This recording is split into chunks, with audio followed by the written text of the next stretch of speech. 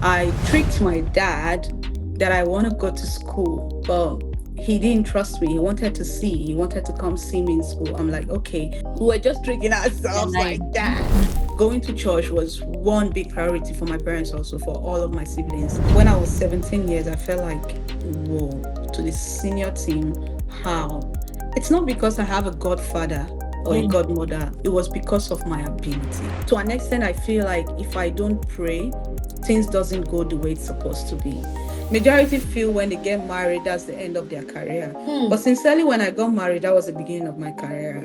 And all of a sudden, I didn't know I was pregnant. Now, Did visit, the I can't pregnancy jump visit. at you? He came, he just came. I saw the baby. Then I felt like I was going to die because my eyes were open. I saw my baby, but I was tired. When I go for training and then return back to see my boy, I'm like, Nathan, you're a blessing to us. So if you want to succeed, this is my advice to you. Welcome to Rash4Christ Podcast. This is a podcast where we dive into the real stories of impactful individuals who inspire through resilience and faith. I am your host, Rasheedat Ajibade, the girl with the blue hair. I'm a professional football player. I currently play for Atletico Madrid in Spain, and I'm a passionate believer in the gospel of Jesus Christ. And I be fine girl. We love Jesus. Isn't that amazing? On today's episode, we'll be exploring our guest personal journey, the importance of education for athletes, the mental fortitude required for consistent high performance, strategies for balancing a demanding athletic career with family as a wife and a mother, the inspiring journey of returning to professional sport after childbirth, advice for young athletes navigating family planning, and we'll get a perspective on the evolution and future of women's football, including specific hopes of development at various levels in Nigeria, and how our guest was able to navigate our journey to the top while maintaining our faith in God. So, guys, get ready to be inspired, motivated, enlightened, and strengthen your Christian experience. On today's episode on Rash for Christ, episode 5, we're joined by a woman whose name commands respect on and off the field. She's a midfield maestro, a fierce competitor, and a loyal servant of Nigerian scholar. Represented in the Nigerian Super Falcons with passion, skill, and grace, a 4 times African Women Cup of Nations winner with the Super Falcons, she was among the International Federation of Football History Statistics IFFHS CAF Women's Team of the Decade. But beyond the accolades, what inspires me most about her is her heart. She's a woman of quiet strength, deep faith, and unwavering commitment to purpose. In a world where pressure and fame can blur identity, she stands firm, rooted in Christ, grounded in humility, and bold in her calling. She's not just a footballer, she's a mother, a role model, and a light to this generation. Please, guys, join me. Welcome, one and only Ngozi Okobi-Oke to Rash4Christ Podcast. See, now Thank go you very much, Raj.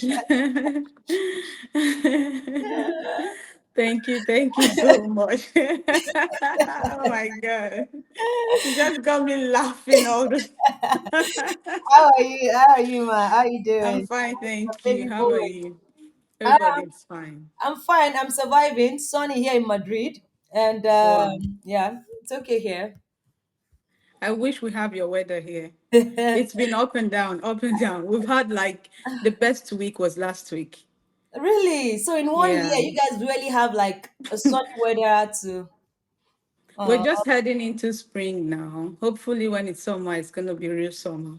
okay, okay. I mean, that sounds great. So you guys enjoy it. Yeah, Well, this Bible said every day season. That life is all about time and season, right? exactly. Enjoy the season while the summer, summer comes up, and you still Yeah, enjoy during the time. So how are you now? How's your baby, your husband, I'm family, fine. football, We're everything? all fine. We're all fine. Happy You may to. probably hear him disturb a little bit, but No, it's normal. no problem, no problem. Don't worry, we'll keep you so long so that you can get back to your baby and take care No of problem. No him. problem. Yeah, thank you so much for taking out time. I understand your busy schedule. I understand how you have to, care for your baby. She's still a baby, and you need to always be by his side. Mm. And thank you so much. And thank you. I appreciate the husband especially for releasing you to do this, because I know that you have gotten Yeah. permission from her. Yeah, I actually did. I actually did tell him, you're not going to work today. You have to be with me today so you can take care of the boy at least. Yeah, yeah, you need to But do thank this. you very much for having me in your platform. I so much appreciate it. Sinagomi, no, I mean, it's a pleasure for me. It's a pleasure. It's an honor that I call and you answer. To be honest, sometimes we're like, we don't know if these people, I mean, for you to even have a confidence, to want to share, to want to educate people, I mean, we should say thank you to you first. So it's not all about me. I can't do anything if you if you don't approve. Also, I we do appreciate understand. you, especially for that as well. But You're thank most you welcome. You're for the most welcome. Yes, so let's get into it. Can you please, cause can you talk to us about your journey in football and how it all began, and why do you choose football? Why not something else? Okay. I think I've shared this severally in so many platforms, but I will just say it again. My journey is like it's something that I love, it's passion. I started this journey when I was really tender. I don't even know where I started, how I started. I just saw myself, I grew into like football, and it was tough from the beginning, from my parents, my siblings, mostly my dad and my elder brother. They never wanted me to do this. My mom is like, she's been there, but not fully there because she still have to like listen to my dad. My dad wants me to go to school, wants me to do all of that as usual, Nigerian parents. I tried my best. I went through secondary school. I still tried to go to the university, but when I say passion, passion is passion. It was difficult for me to like just throw away what I think I love. Because while I was in secondary school, I was still really playing school sports and all of that. And then I saw myself like, this is going to be a huge part of my life. I just need to like dedicate myself to it. So I continued. I tricked my dad that I want to go to school. So I took jam and everything.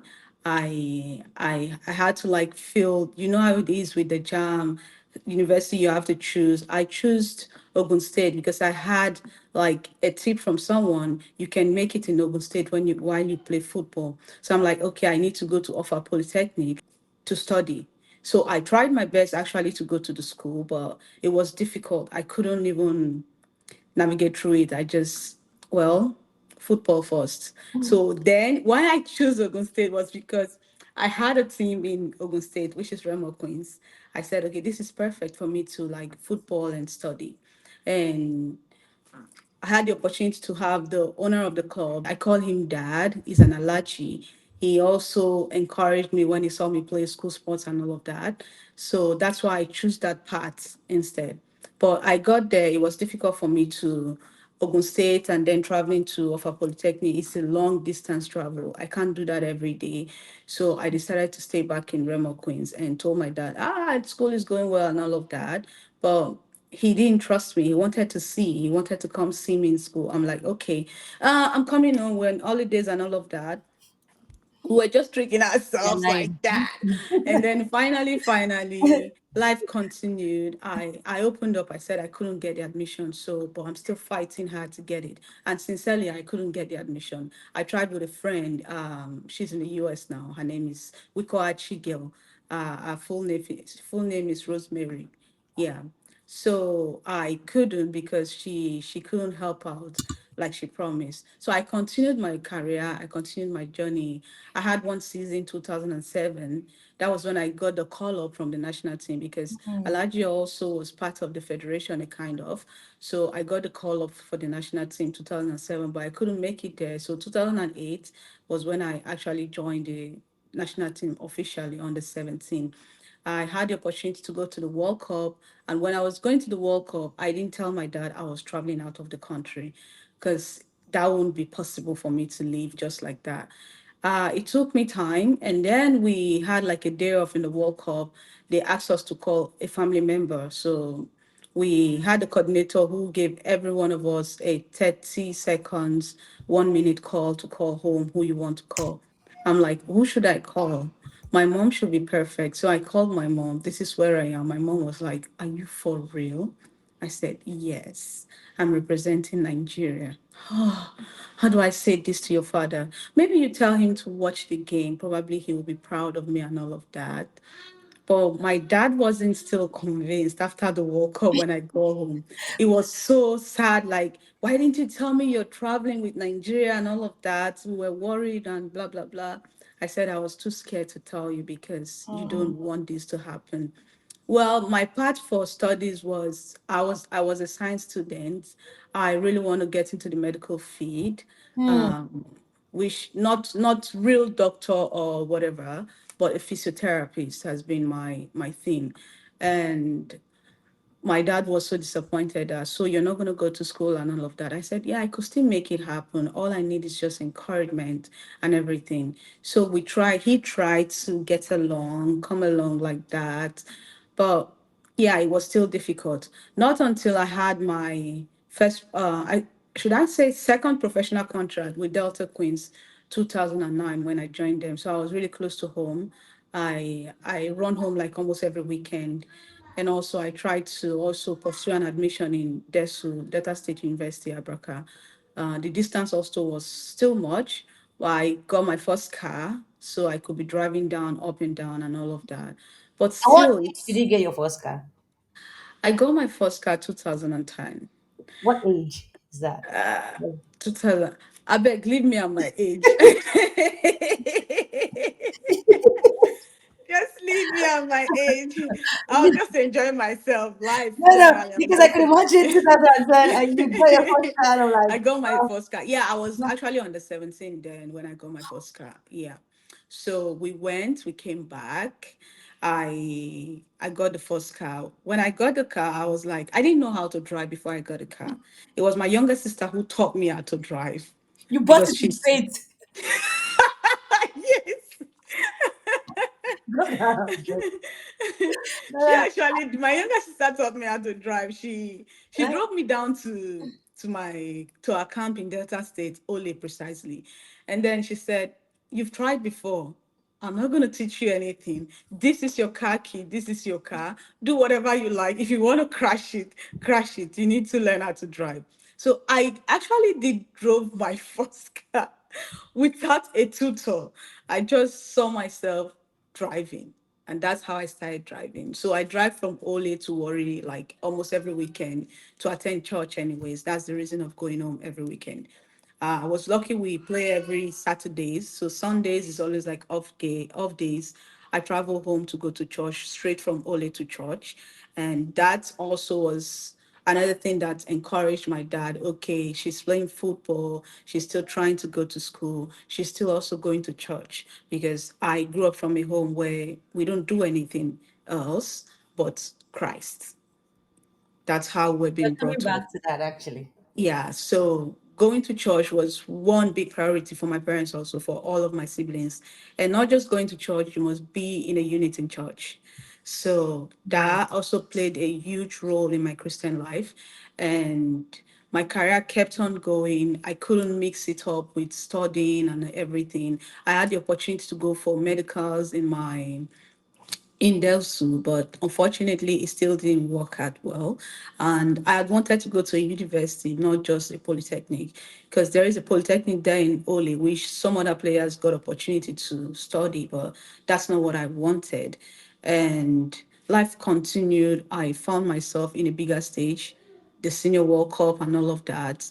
So that's when I know that this is my path. Education, it's not just going to school. Traveling is part of education. Where you find yourself is part of education. And that's how I just kept building myself up until now. Wow, wow, wow. That's truly inspiring. That's amazing. I just love the last word you made. I said education is not all about going to school. All the Mhm. experiences that you also go through is part of Yeah, they're all part I, of the yeah, education. I love that. I love that. But what Mhm. really interests me is you well, I understand. I think I understand where that's coming from. Because of maybe because you're a worry, worry woman. But I understand that Yeah, boldness that you people have.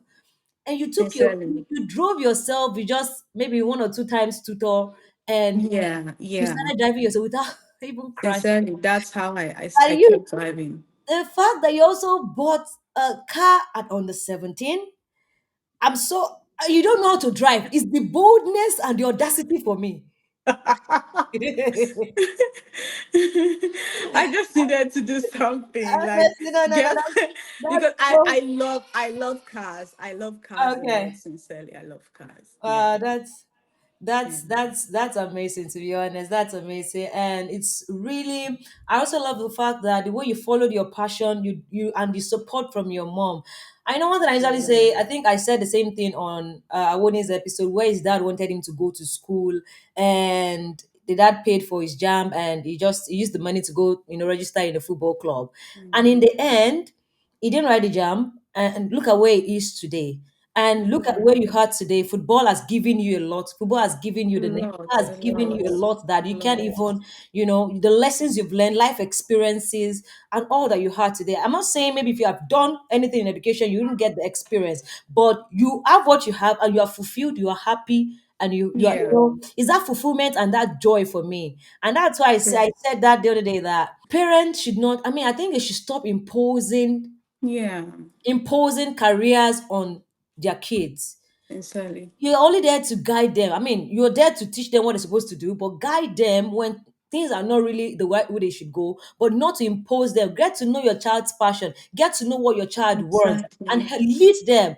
Because I felt like there's a way you could still play football and still do the education. It's all about support. Definitely. Yeah. Because we see it here in Europe. Their kids go to school and they still drive their kids down to play football. So what Yes. is the difference? So why are we not open to this kind of innovations? And in the end, last some students, some people even go school, and I'm not saying school is important, but they don't even have anything to Yeah, go for yeah. it. Well, I think our parents just need to learn all of this because that's one thing I've told myself. Even though, yeah, I have opportunity to give birth here abroad, I was like, even though I was in Nigeria, whatever my child wants to do, I will support that child 100%. Because trying to force a child to do this, it's not the best thing for a child, Yeah. sincerely. No, no, I do agree because in the end, some kids are frustrated doing what their parents want them to Yeah, do, and they yeah, are not happy. They're not fulfilled in that thing that you're doing. So the best true. thing, follow. I mean, you are a mother. I know you know what to do better, and how you can deal with it better. I mean, it's so. I mean, your journey is so inspiring, and Thank I you. really love. I mean, your passion, your zeal, your boldness, your audacity. Buying a. I mean, if I'll start acting that. Oh my God. I'll take the action of faith and see where it leads me. No, no, to be honest, I really love it. So you mentioned that you played in Remo Queens, and Yeah. later you played in Delta Queens, where you have to travel Mm, back and forth. And from there, you from there you moved to Washington Spirit in the United States. yeah, Yes, yeah, to Visual. Is it Visual JIK? In yeah. Vitor. Visho. I love the accent. Yeah. Visho. Vitor, Yeah, I go in GIK. Sweden, Yeah, and Eskilstuna United again in Sweden. yeah, Then you moved to yeah. Levante. Then afterward, now you're in Canada playing for Ottawa Rapid FC. How were you able to adapt? Leaving the shore of Nigeria, Africa, a warm continent, to Europe, America. What's the difference? How are you able to adapt in this environment? Okay. You skipped one anyways. It wasn't something everyone knew. Okay. I actually got a contract with Fenerbahce in Oh, 2023, but that was when I found out I was pregnant. But I didn't really know I was pregnant then. I already got there. I did all the medicals. It wasn't I didn't feel like staying, so I had to end the contract and then I left. hmm. So yeah, it was something like they were about to announce it, but I wasn't feeling good about it. After all the medicals, I felt sick. So I needed to like, no, I had to end this and I left. I felt like, okay, this environment is not the best environment for me. So that's why I Hmm. left Spain. Regina also can testify In about that. Fenerbahce. Okay, back to your question. When I left Nigeria, I was first to the US, like you already knew, Washington Spirit. It was an English speaking country. It was much easier for me to like communicate because communication is part of also this experience. And that was much more easier for me to like adapt and all of that. But when I moved to Sweden, it was something different. Mm, I told myself, like, can I do this? Because everything is strange. Everything became strange for me. The way they speak, communication, I couldn't understand what was happening. I was just playing football because I understand how to play football. mm, So I just watch with my eyes to help my legs and my head. mm. And yeah, What yeah, your height? help my I legs love and my that. head. Yeah, that's how I survived. I didn't have opportunity to get like a private Swedish teacher or anything, but I had to talk with the coach for me to be part of this team, like to be taken along with this team. I need to understand what's happening. Can you, like, after Swedish, take me on a private, like, explain what you mean with the whatever plan and everything. So he said yes. And then he tried that severally. These people, if you're not comfortable speaking English, you can't really pass the message in English. True. But then, like I said, I helped my head and my legs by just watching because Mm, I'm a good football player. So that helped me. I had for 2 seasons with the club before I moved to Eskilstuna. And when I got to Eskilstuna United, it was much easier because I have a player who she's from UK.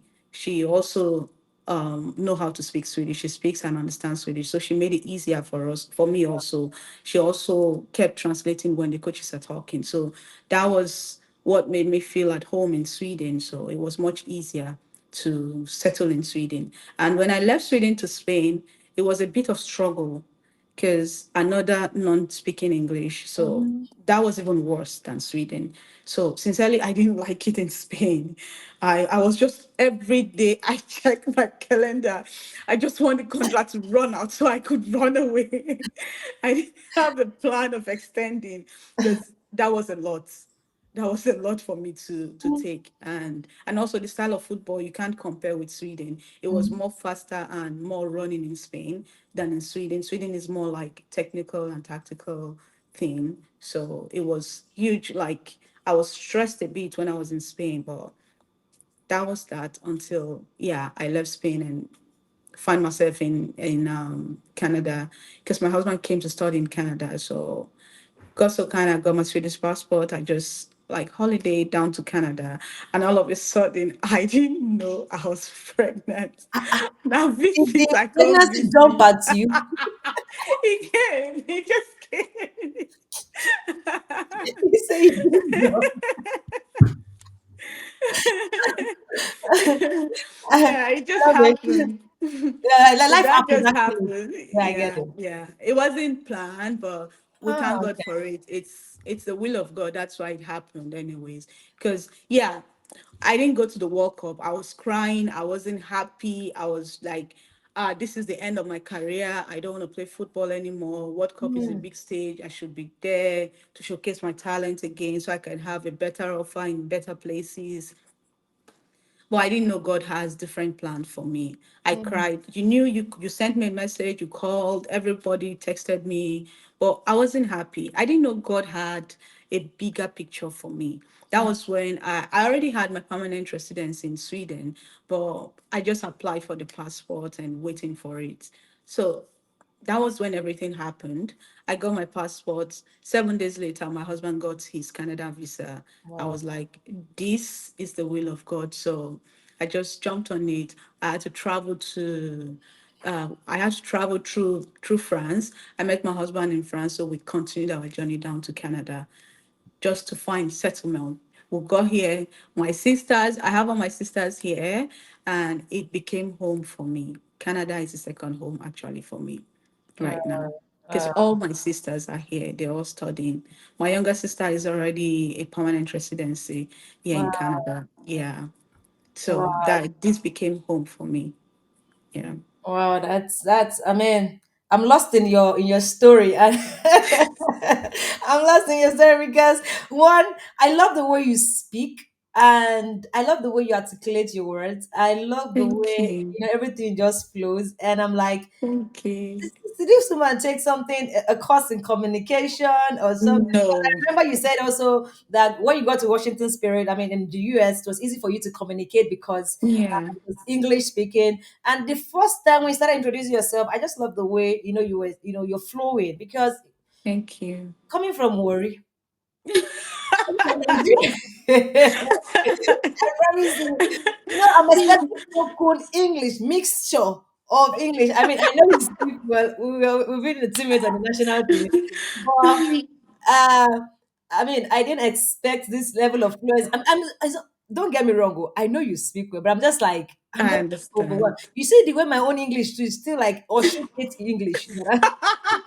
Come off me, not true. You speak very well as No, no, well. You I'm speak very trying. well. I'm trying, but I'm so impressed, and I think I still have to work more. Because I'm just lost in the way the way you speak and everything. I mean, your story is so powerful. Your story is so powerful. I don't understand why you came to Spain and you didn't like it here in Spain. I don't get it. You should have called me.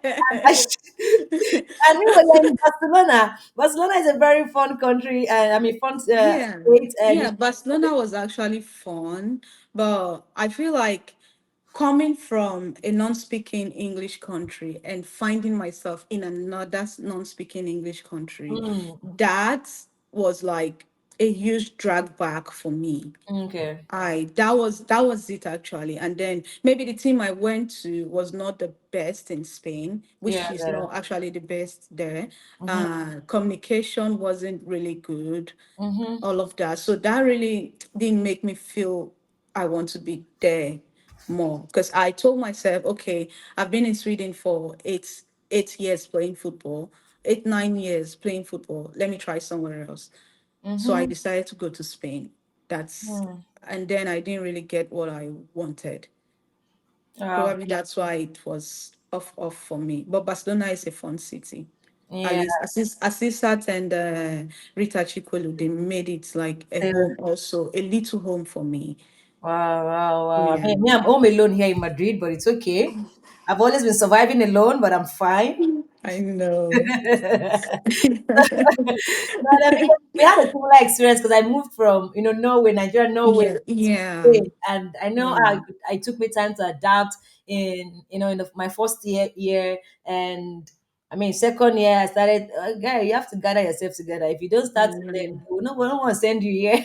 You have to adjust as fast as possible. But I like this about Nigerians. I should I say just Nigerians or African I as think a Nigeria, we whole? have this Yeah. specifically. Nigeria, Yeah, yeah. yeah, because we don't care what the circumstances are. Mm-hmm. We want to just fit in. We don't care how we fit in. We just adapt. Sokobi, if you go Mhm. to I don't know the country that is not, I mean, famous, that doesn't, I don't even know the name of a country you can mention.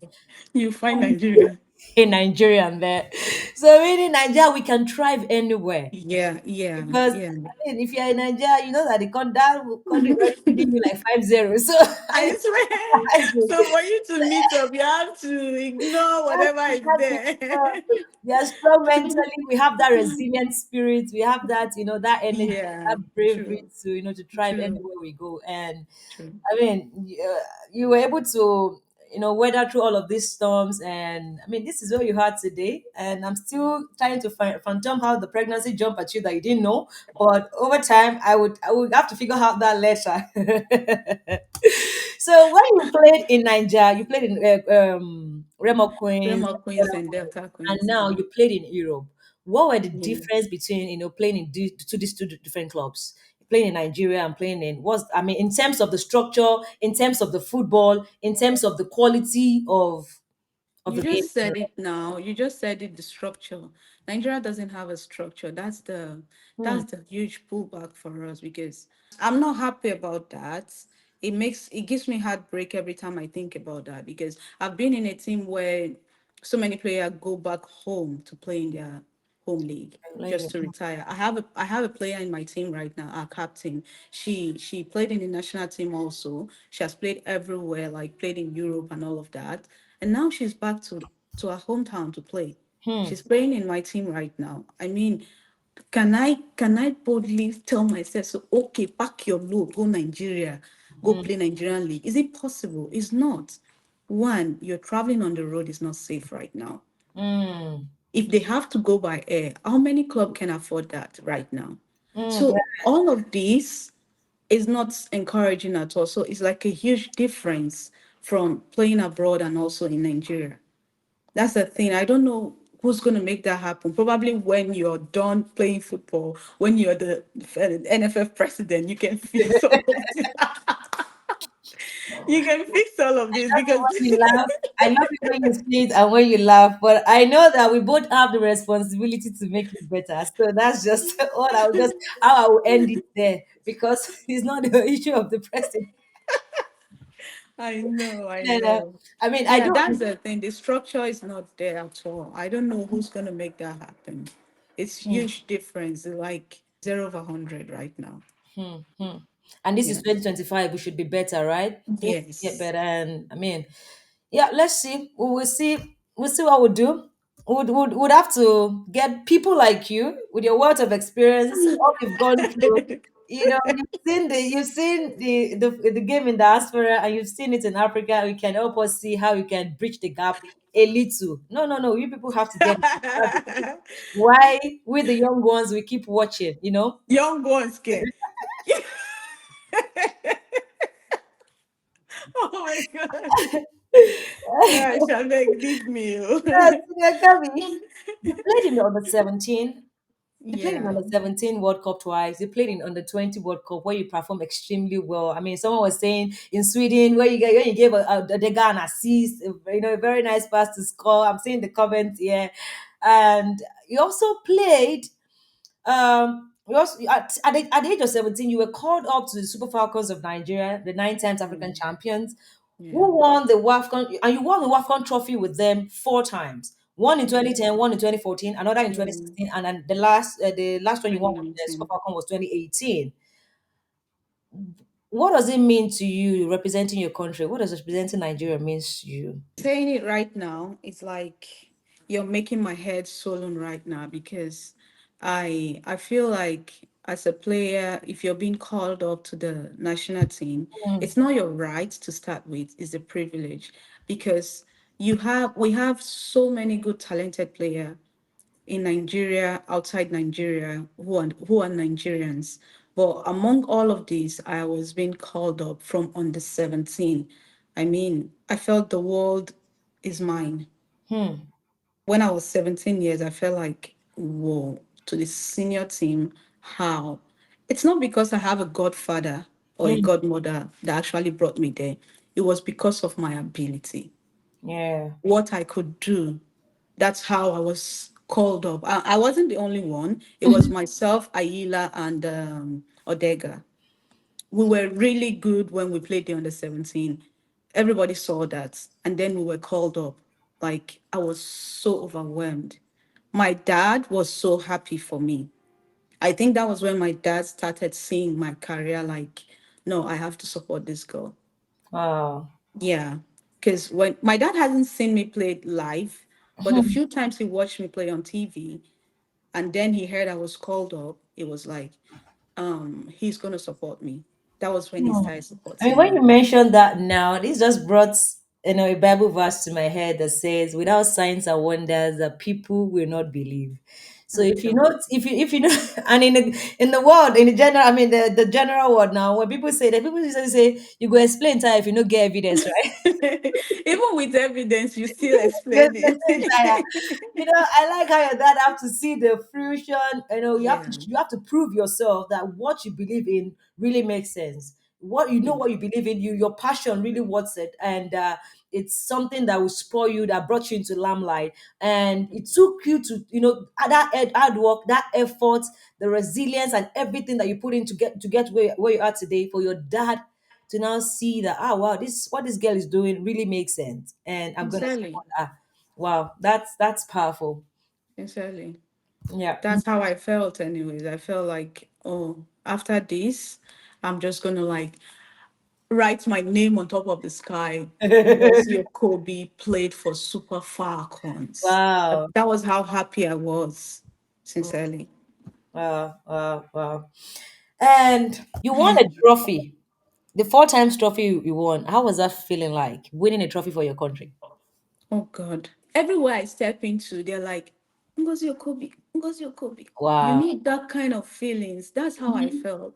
Even up to now, that's why when I wasn't called to the World Cup, I cried my eyes out because wearing the national color is like a huge pride for me, especially when I'm back in my club.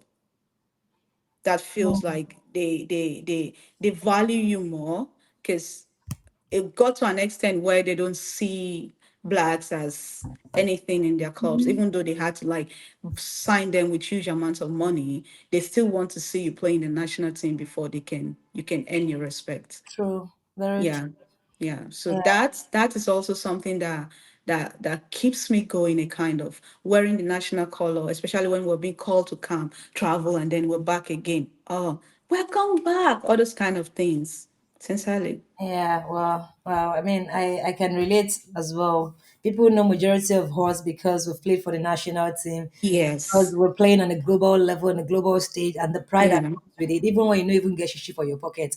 But Yes, so yes. name just springs everywhere, and the, Yeah. the visibility and everything is just there. Yeah, we appreciate the platform, and we're grateful True. for that. True. True. Looking at your boldness, your courage, following your passion, is it from, I used to hear worry no they carry last. Is it from that mindset? Is it from that, that from a No, culture, or is it a personal thing? Is it it's not that worry, thing you not the worry carry people? last. Oh, no worry, not the carry last here. But I'm proud to say I am one successful footballer Mm, from that worry. wow. I could say I'm one and the only one successful footballer from Warri Wow. because I grew up in Warri, but you can hardly tell from Warri. I Mm, don't have those their attitude. Probably it's because of how we were being brought up. That attitude. But my younger sister get them. Oh, she get them. Even when she's been here for like 8 years now. Each time I look at her, I just laugh. This thing's in your body. It's not part of Mm, me because I don't have this kind of gra gra gra attitude. No, at least you know me to an mhm, extent. I don't have this kind of wants to fight all the time. mhm, No, I can't see myself speaking like them. I like the way they talk, but I don't have that strong warrior sense. You mhm. understand? No, it's not true. That's why I'm like, the way you communicate No, is just so crispy, and I don't know sincerely. it. I don't I can't I'm not portraying anything from worry like worry girl. No, no. I mean, Probably I don't know. I don't know. Maybe it's because I because this my career like it's personal. It's passion for me. okay. It's passion, not anything about the lifestyle from worry. Okay, I mean, No, I just wanted to understand if it was like a cultural thing. When no, people say Warrior the Kailas, the way they are always going for their whatever they want, the way their drive push them to achieve whatever they want, and how no. they are successful in some maybe like in the entertainment industry and all. Yeah. So I just felt like maybe it's that passion, that mindset that spoil you, or it's a personal thing or something It's that a is personal life thing. It's into just you. passion. Okay. Mine is passion. Yeah, it's good. I'm happy to see how majority of them explore in the maybe music industry, comedians and all of that. But yeah, I don't know. I don't have that. It's just me You're just personally. a posh worry lady. That's let's let's say that you're a posh worry lady. so, Maybe. so looking at football is a very tedious sport. Is sport full of highs and lows. Um, I mean, it entails every other career, but we as professional, a professional footballer, we know there's a lot of expectations. Expectations from the club. They want you to perform the signing because you have to perform. You have to help the team achieve its objective. Yeah. Expectation from the fans. They just want to see you win, whether you're okay or not okay. You just want the expectation is there. Even you as a person, or we as the athlete, we have expectations on ourselves. Like we want to perform, we want to make ourselves proud, we want to make our family and all proud, and even for your families also have expectations. It might be Yeah. financial. It might also they want. It might be football as well.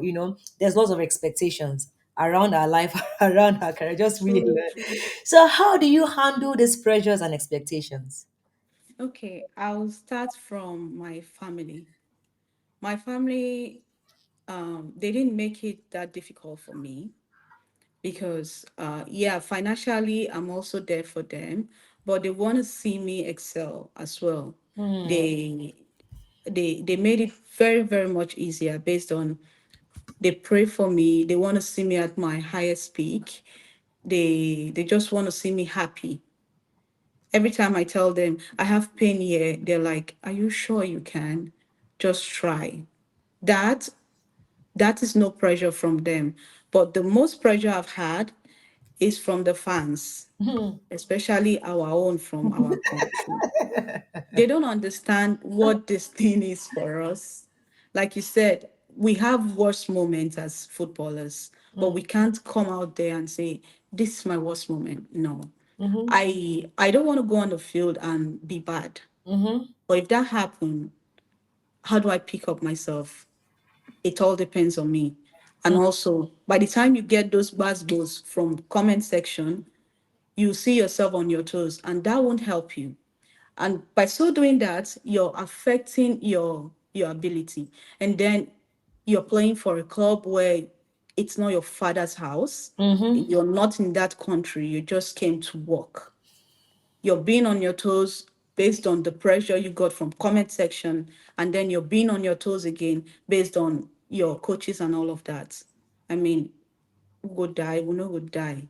All we need to do is just keep pushing hard, try to ignore. That's how I handle mine. I try to ignore all of that. If my mom can tell me I am the best, I don't care about the rest. If Mm. my husband can tell me don't worry about it, next one, I don't care about the rest. So that's why I started with my family. My family is my huge support. They are the ones who will tell me even though you're bad, we still believe and trust in you. So if you have a family that could help you on that, I think the rest of comment section and also those people out there shouldn't be your problem. Those should be the less of your worries. All you need to do is to keep focusing. That's how I survive in this my career. Because I've had like so many ups and downs, like really, really bad one in my club side and even in the national team. But I don't care that much. I care much about my family. That's how I live. Oh, that's awesome. That's Yeah. awesome. I do agree with you on that point because I think family support is the major thing, is the best. Yeah. That's where you can always cry to when things just, just doesn't go True. well out there.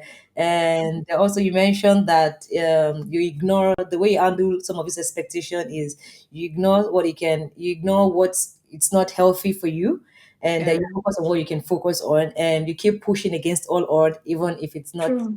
the best moment. And ultimately family support is the bedrock of everything. I Yeah. love that. I mean, I have a family support, and I think I would also learn from the part because sometimes I ignore a lot, but sometimes I'm also I Bit just don't know. worried, Yeah, right? so I just don't know how to handle some of these things sometimes. But it's good to learn that today from you.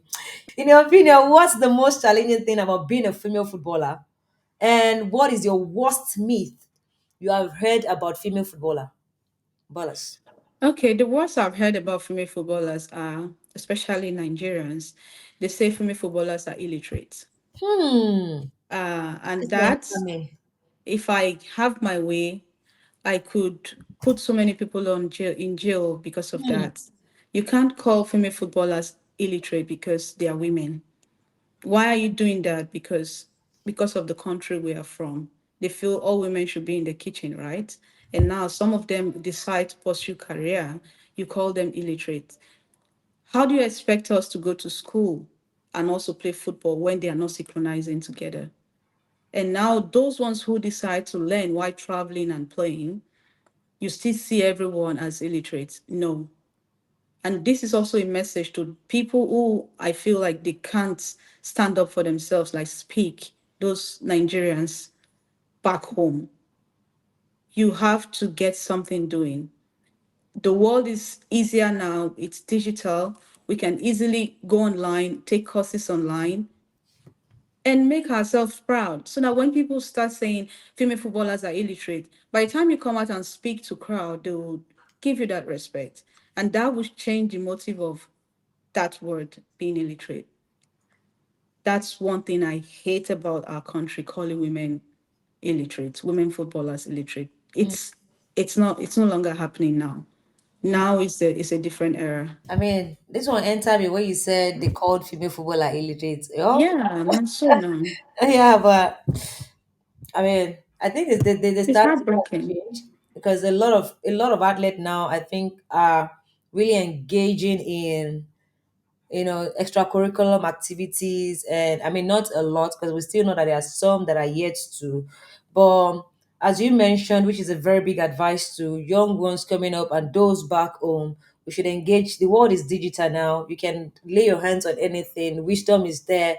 You can get wisdom. You can get skill sets and everything online now. Life made easy. All Yeah, you need is yeah, from the comfort of your home, your laptop, your phone, your mobile data, and you can access anything, so you can learn. So to bridge that gap, please let us get ourselves involved in educational activities that could also help us augment our football yeah. career. Because you are speaking today because you also made efforts to go to school. You can Sure. speak today, be on this platform, talk, fight for the younger ones, speak up for people who does not have voice. Because aside from your success on the pitch, off the pitch, you invested in yourself. So Yes. I think, yeah, and that's you're changing the narrative. And which, I mean, myself too, I'm trying my best a little. So it's a You. very big profile message for people back home. I mean, the young athletes back home, very important. It's very easy. It's doable now. There's no Yeah. excuse like you have to go to one place or the other. A lot of things you can do online now, just to make sure that you get yourself educated and edify for the world we're living in now. Because there's no excuses at all. So you Yeah. mentioned that you came from, I mean, a faith-based family, a Yeah. family that you're solely rooted in Christ. Yeah. What was that like? Was it like something imposed to you, or it's something that I don't know if I'm gonna put it, because sometimes it's not like you want to do what your parents want to do because your parent told you that you must do this. That's all you're doing. So do you get to know Christ for yourself, or from just what your parents told you? Okay, my parents taught me, they brought us up in the Word of God. So I think it just flowed. We just continued with the footstep from our parents because we've seen them, how they're living their life and how things are going for them. So it was much easier for me to just flow into that train. We just keep the train going. Not that it's something that was imposed on me or something I didn't want to do, I was forced to do. No, something that it's just went on like that. If I didn't do all of that, probably I won't be here today because my journey is being a testimony, I would say. And prayer has been a strong part for me. If I don't pray, to an extent, I feel like if I don't pray, things doesn't go the way it's supposed to be. If Mm, I don't study my Bibles, I don't get to know what I'm supposed to know. So I would just be in the mixed feelings if I don't do all of that. So it's better for me to keep praying and keep believing in God because that's who I am today. My that's your faith in God. lifestyle. Yeah, yeah. Oh, that's powerful. Thank you for sharing that. How often do you study your Bible? Is it like a daily routine, or it's something that you just do out of the blue, or It's not like everyday thing, sincerely. It's not everyday thing. I feel like it's only when I'm worshiping online. That's when I listen to preachers they preach. I after that I could just take a glance of it and okay, get to understand more better. And then Sundays I go to church normal. Yeah, it's not something I just wake up and say, okay, today my Bible and I no, no. But I am still praying to God that God should strengthen me to do that part. A heavenly race is hard, but I won't stop running that race, wow, sincerely.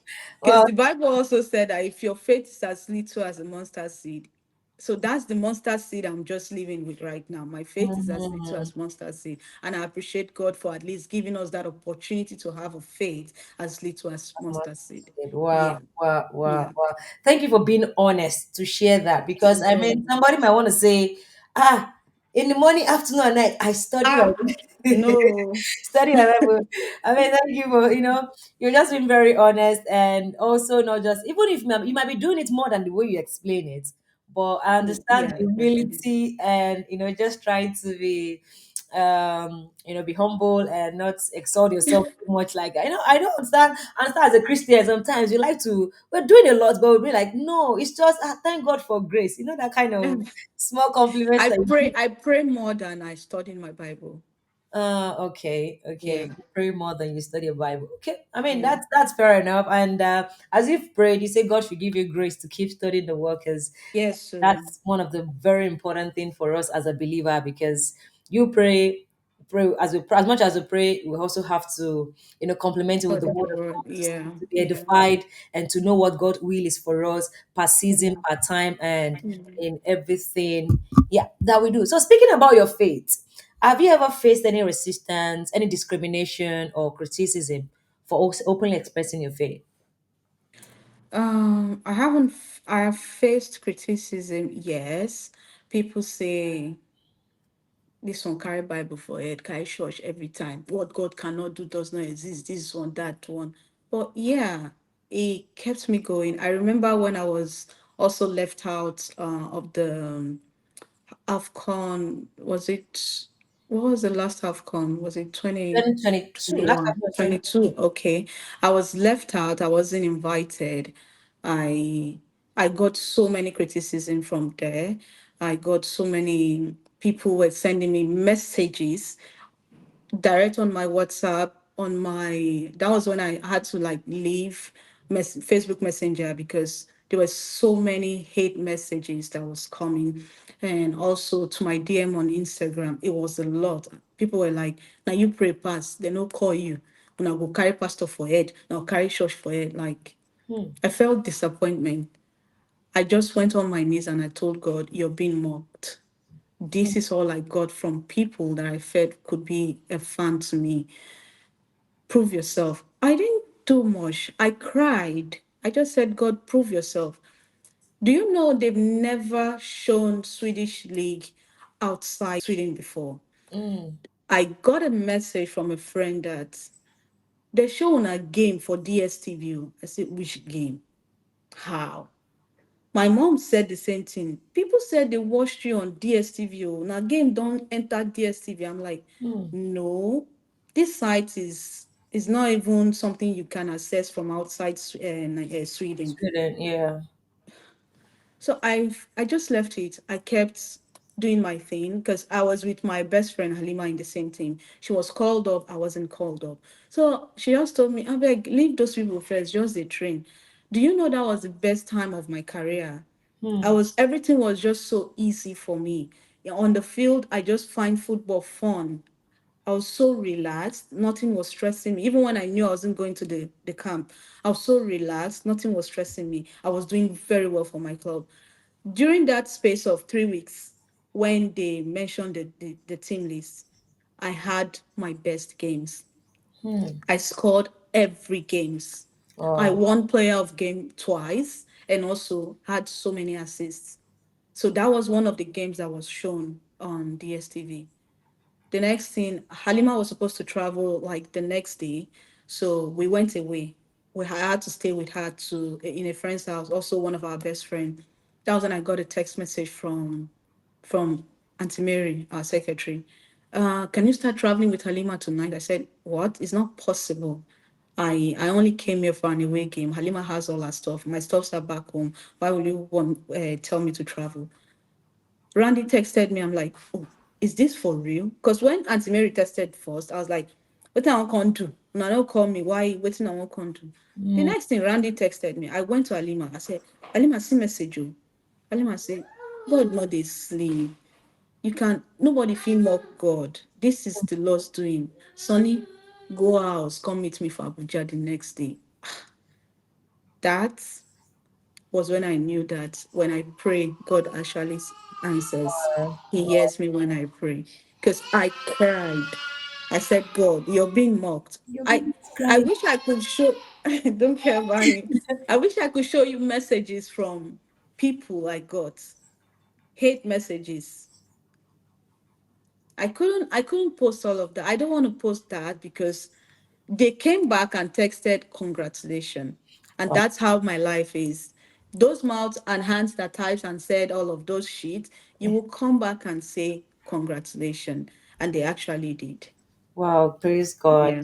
That's so inspiring to hear. Seeing that what happened to you, during that time when you were not invited, and during that window you were performing, you were scoring goals. Should we say that disappointment fueled you, energized you? I know you broke Maybe. down, you cried down when you're supposed to cry down, because of the disappointment, but in the Sure. end you now use it as a As weapon, an instrument of faith, as just an to instrument of keep faith, as a pushing. weapon Yeah. to keep pushing and Yeah. keep being your best.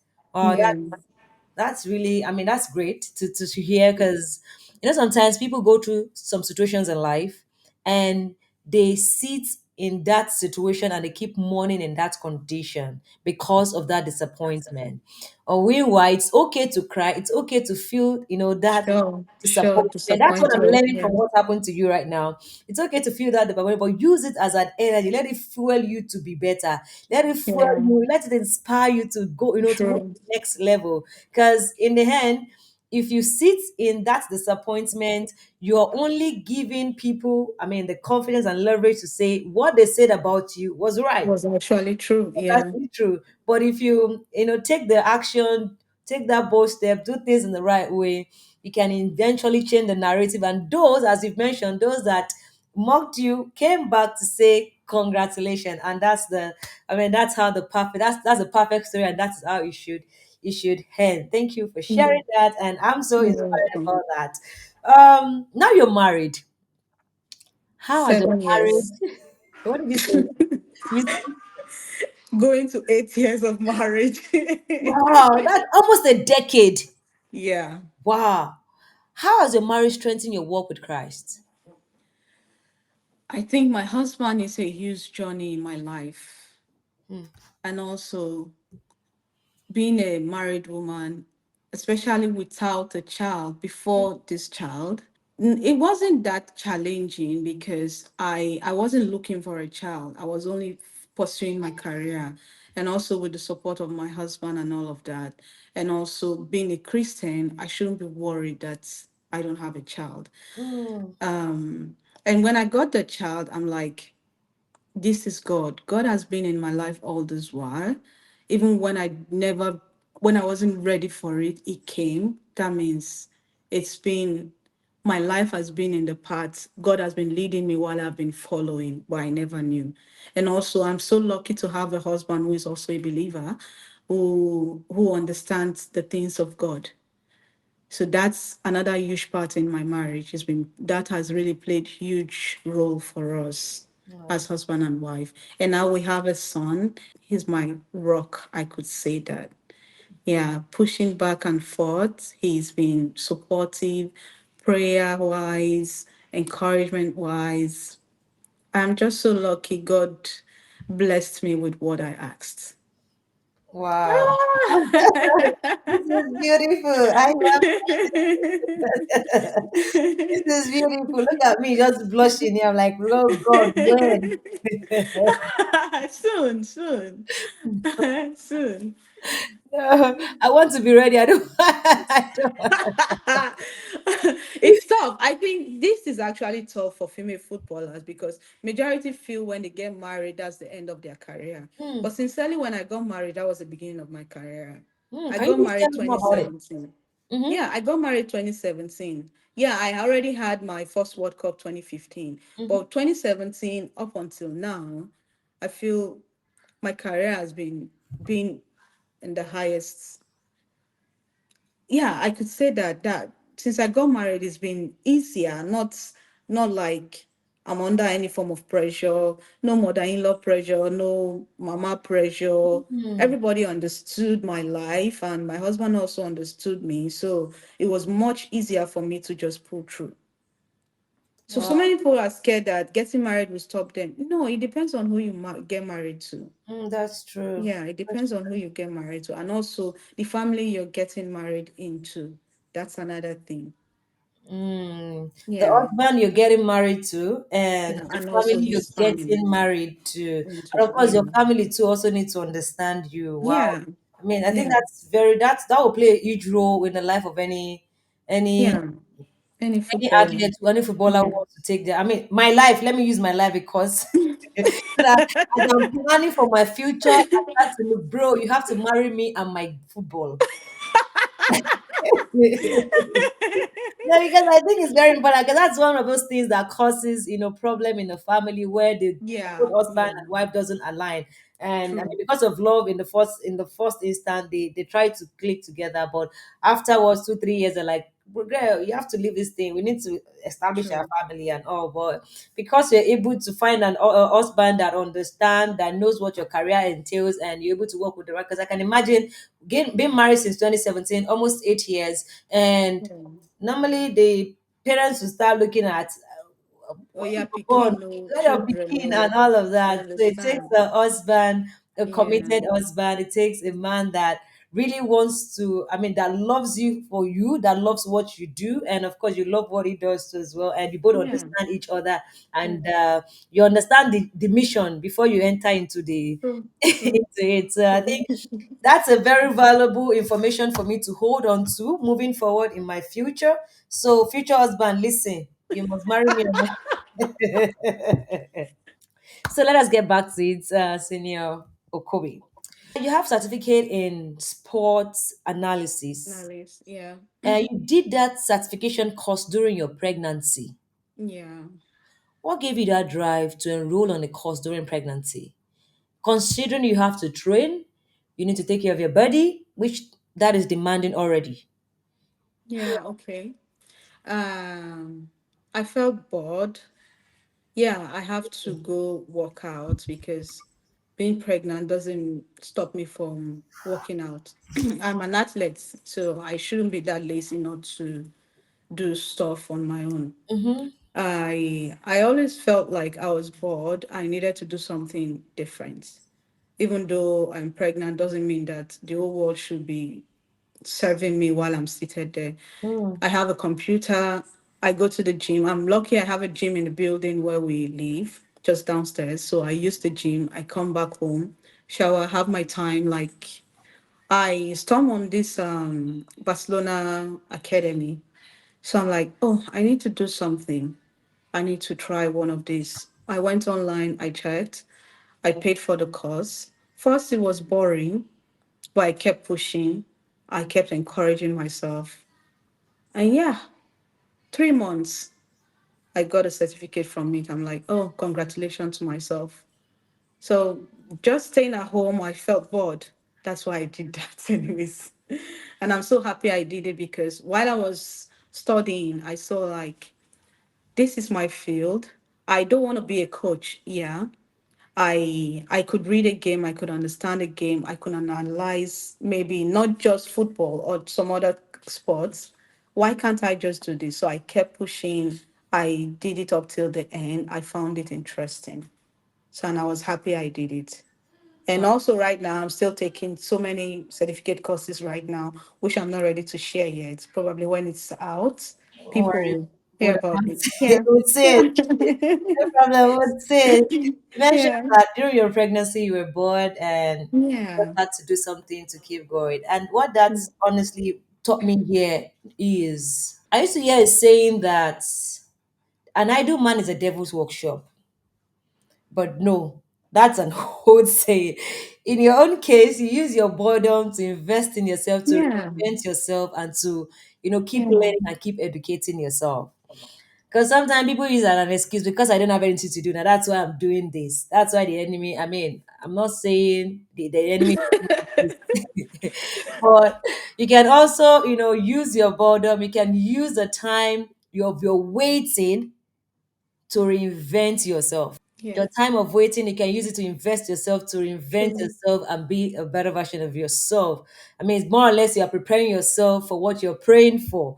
But I mean, for Yeah. somebody who is waiting, but in your own case, you're like waiting. I mean, it's a process. You're You like, instead of me understand? sitting down waiting for people to serve me, I could cross my leg all day. Having a caring husband for that matter, if it's me, Ah, my husband can cook. if it's me, I'll Ah. just say, "I'll use my leg." My husband can cook, but I didn't let all of that get into my head. You understand? And Really? also, I had all my sisters with me, so I could just literally just sit down, fold my hands while they do everything for me. But no, that's boring. Yeah, yeah, yeah. I Mhm. mean, for me, I'm just telling you my own. If it's me, sorry if it just but listen, I'll just put my leg, honey. My Let me bring water.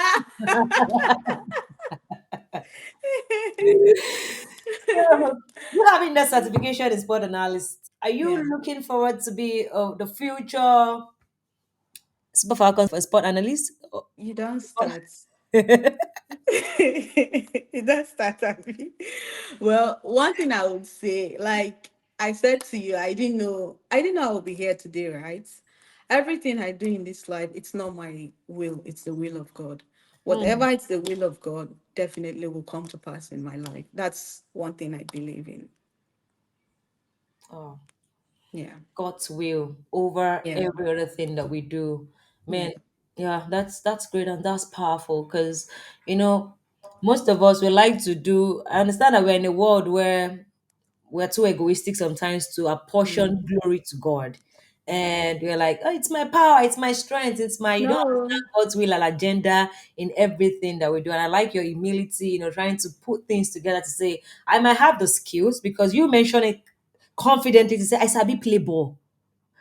In our introduction, and I love the confidence. Say, how Ronaldo will say, "I'm the best player."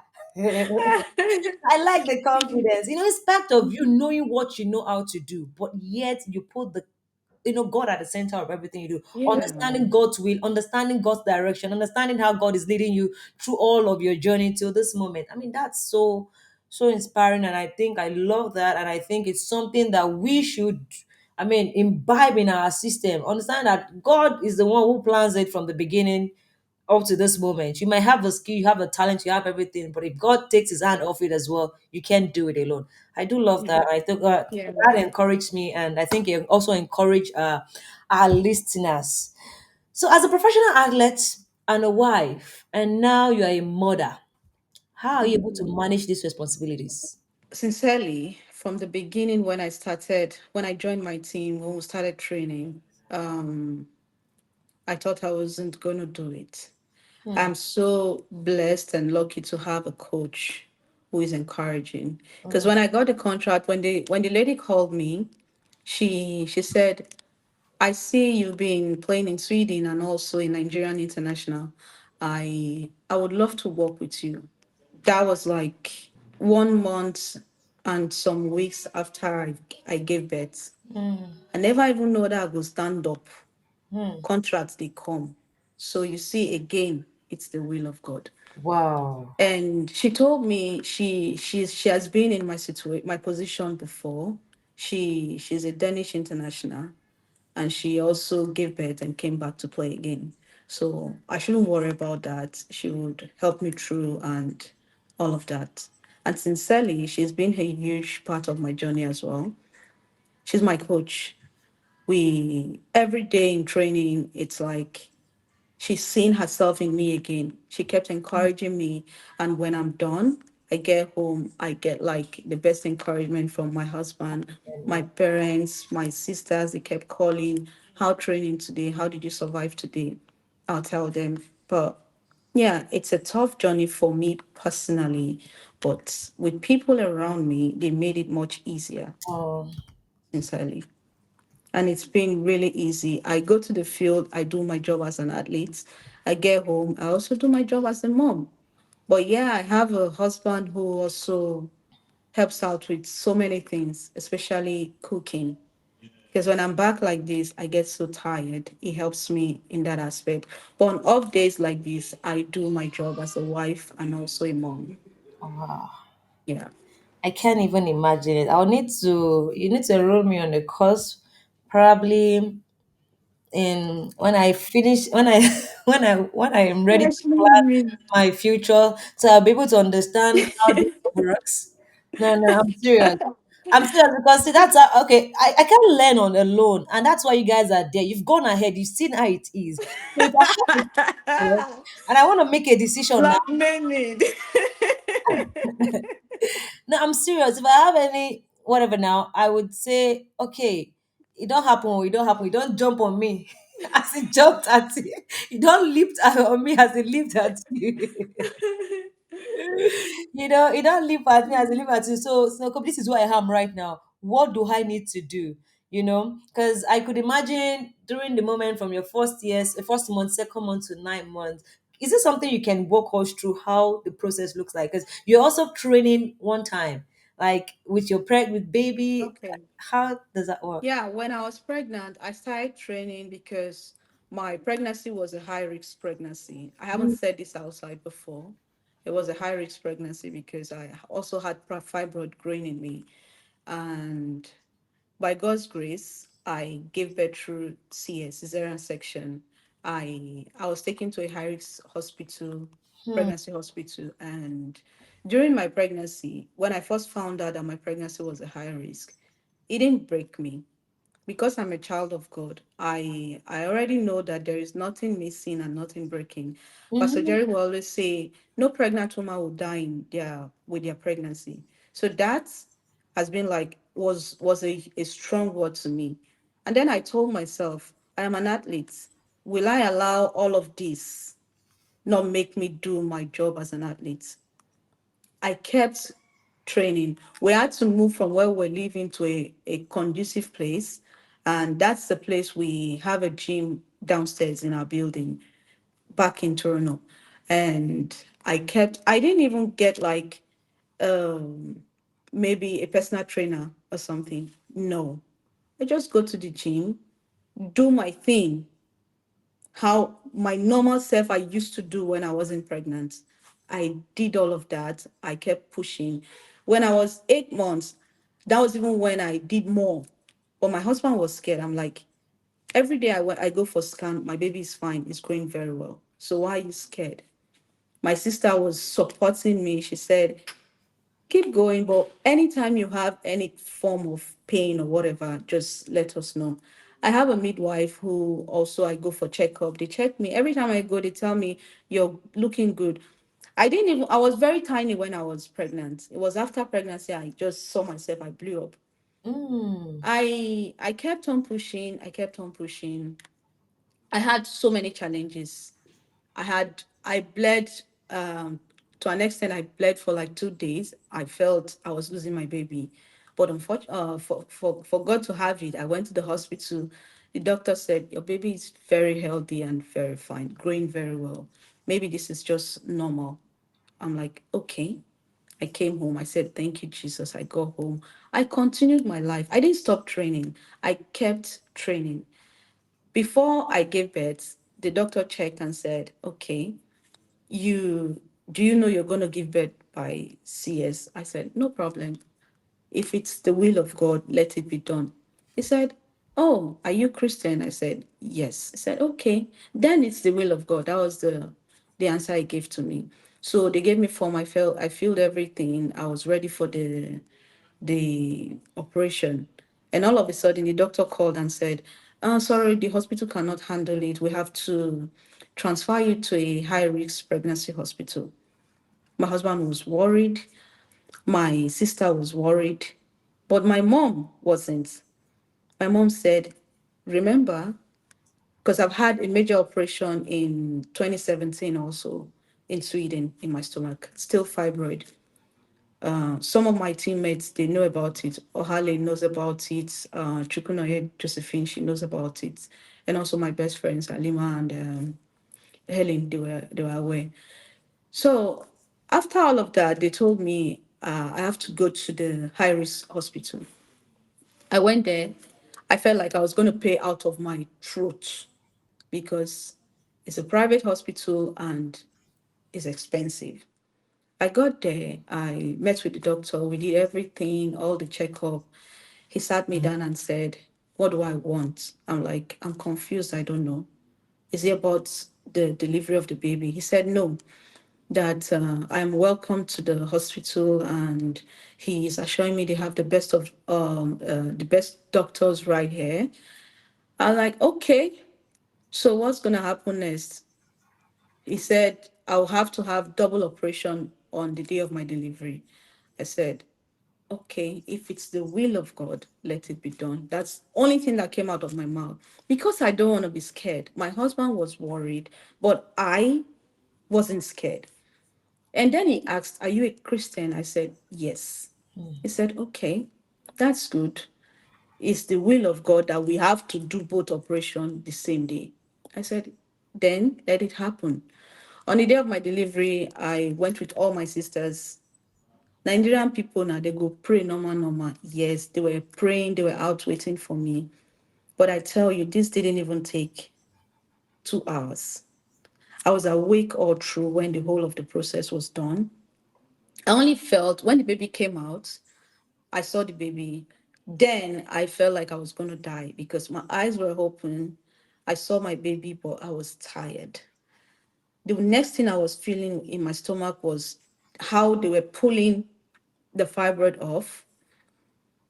I felt it, but not that it was painful, but I just felt that feelings. They were dragging something off me, and I know my baby was off. My husband didn't even pay attention to the baby anymore because he was right there with me. He just held me and he was praying. But finally, they did everything. It took me 6 weeks to be normal again as a human being because I couldn't sit, I couldn't stand, I couldn't lay on my bed. I was crying, I was in pain. And that was when I got this contract to play football. Back again. Is this not the will of God? It's the will of God. So my journey, nobody knew, but I and my family, they saw me. They knew what I went through. That, and I keep saying thank you, Jesus, every day of my life, especially when I go for training and then return back to see my boy. I'm like, "Nathan, you're a blessing to us." Because since he came, everything has been different for me, for my husband. I I can't even, let me not even start before I'll just start to cry for you. I'm even, It's I'm crying on your behalf. I'm crying it's inside a my tough journey. But thank heart. God for Honestly. everything. Thank you Thank God for for sharing everything. this. This is so, and thank you for being vulnerable here. Thank you for sharing it. Because before I was so proud of want to take in this journey, this step that I took. But now hearing all of this that you said now, yeah, so sorry. Thank you for sharing it. I had to have a rethink. I have a rethink. Rash, do you really want to? It is. Well, thank you for being vulnerable. Your journey is a testament of God's grace, Yeah. unwavering faith in God. Because I can't imagine going through all of those things you went through, and you're like, if it's God will, not exercising fear. In this kind of situation, you'll be the fearful one because you know that you're the one carrying the baby and the whole stress, and just saying, no, if God is God's will. And that's the spirit of God working in you because the Bible says the Lord has not given us Amen. the spirit of fear, but of sound mind, of boldness, of Yeah. joy. And that is just that working in you at that time and also holding onto the word of God, its prophecy, believing in God's word. Because it takes a woman of unwavering faith to go through that kind of situation and not be afraid. And I'm grateful to God for your husband and the people, the support he Yeah. gave around you. And I'm so emotional right now because I have to rethink if I want to go through that process. And that's a really tough journey. Honestly, that's how people admire success. We all admire success. We all admire people's fame and wealth and everything. But no one wants to be a part of the process. No one That's loves the everything. process. No one wants to doesn't understand what these people go through before the success comes. But No. it's not the success itself. What is more important is the process. So now, Yeah. Rash, do you want to go through this process? I have to. So I Rash, mean, yours might not be the same as mine. I get Yeah. it actually. Yeah, that's the thing. So you don't need to be scared. Like my teammate, the captain I told you in my team, our captain, she saw me. We had like 11v11 yesterday. And then for 40 minutes, after everything, I kept running because I am still also working on my fitness. Even though I'm back playing, I still need to get to the highest of my fitness. So Mm. I do extra after every section. So she saw me and she texted me yesterday and said, she's been inspired by me because after that 40 minutes 11v11 I still went ahead. I was running when everyone was dead with their legs. I ran like I haven't even started practicing that yesterday. That she's happy to be my teammate, and also she wish and she wants to do this also. I'm like, every woman can do this. It's all about you, what you think, how you think it's going to happen for you, and how encouraging, how much encouragement you get around you. That's another thing. Because sincerely, these girls I have as teammates, I feel like they're the best I've ever had. Wow. Maybe because of this, my journey, I could feel it. Everyone is so supportive. Everyone. Well, there's nothing like being in a supportive environment because Yeah. you've got all Yeah. the wings to fly if you have people who are supportive True. around you. Because if True. you're not those kind of thing without support, you to be so limiting, it's difficult. Bible True. said two will chase 10,000, one will Oh, chase 1,000. So imagine you now have two, three people supporting you. Because yesterday I remembered I wanted to do something, and the people I shared that thing with deflated my inspiration, my energy. no way. you know, they even No way. meanwhile, me alone, if I just see somebody that will say, Rash, I think I like this idea, let's do it. Mhm. I promise you, I'll have done that thing. I mean, having support is very important, and you should know the Hmm. right, you should have the right support. I mean, because some people might just be there, True, they're just true, working, true. You're right. not True. they're not the right people around you. I mean, your journey is really inspiring for me because for a lot, women's football is so sometimes it's very limiting in the sense that you want to have a family, you're thinking of how do I want to live this game that I love? Yeah. You How do know, I bounce back how again do I after bounce giving back birth? again after That's the giving thing. birth? How do I even make this decision? So it's a whole lot of that in and out because Yeah. for me, here I mean some here it's a bit easy for people to take that such decision, but as an African child, Ha. taking that decision is really hard. If I stop, who go take care of my Who go papa? take care of my If I stop, who go take care of my, but that's my parents. Okay, let me tell you one thing. My mom, when I got married after 3 years, she was worried about me having a child. So I asked her, you want make her go get pikin? He say yes. You want make her born? Mama, you know say I dey look for pikin. He say she know. Say it dey help my husband think. Say your husband might be worried and all of that. I say, Mama, husband no worry. Husband, mama no worry. I told God I don't want to have my child in Nigeria. I won't settle abroad, then get my pikin. Mama say, okay, okay, I know God go do one for you. It was even my mom that was worried. You get people I got married to, they know wait marry me, they no worry. But my mother was worried. But look at me today. I asked her if I get belle now, who will put food for on her table? Hmm. Who will support una again? Yes, other people they support, but the more support comes from me. But when I knew the support wasn't from me alone, was when I got pregnant. I stopped working. I stopped receiving salary. How they took care of them, I never believed that my siblings could actually do that. So when I get money since now they eye down. Okay, now all of now go they give me money every day. And they actually did. Really? I want sandals. This one go buy and come anywhere what carriage can't give me. Like they took up that responsibility when I wasn't there. Wow. You understand? This is an eye opener because Hmm. sometimes for us as athletes, or even not just athletes, for general people, I mean everyone Yeah. out there, sometimes we put responsibility on our head that we feel like we're indispensable. Yeah. you know, And and it's not supposed to be like yeah, we that. put that pressure on our neck, and we're like, okay, our family must do it. I mean, it's very important you take care of your family, because sometimes we need to put balance when we're talking. Because True, sometimes true, people will cut some side and say, true. oh, you're indispensable, so you shouldn't do this, you shouldn't do that. Because I think it's also very important to know that people will survive no matter what. Imagine you're not here, people will still live their Yes, no. Yes, so, no. very important, as much as you try to take care of people around you, very also very important that you prioritize Care of yourself, yourself as take care of well. yourself well, because we've seen people that they can't even buy clothes on themselves, can't even feed themselves because they carry responsibility on their head. If So you're not there, somebody will take up that responsibility. I just And like I'm so happy.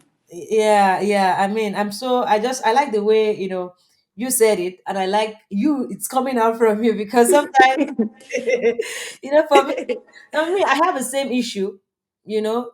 Sometimes you're like, oh, these people, how would they think? How would people say? What do you want people to say? Because you know our success most of the time implicates our family, that they can't even access some opportunities that they usually True, access, true, because true. we have achieved, we're on this Yeah. level. So in that situation, we are, and as women, we have a soft heart of always carrying responsibilities and burdens. So we always want to like do, help, support. In the end, sometimes True. we lose ourselves while doing that. But now I'm Not learning sometimes, every time we lose every time, ourselves, we right? forget ourselves. Yeah. Yeah, True, I'm learning from this. I mean, people will survive no matter what. People will live their life. They will survive. That's just the truth.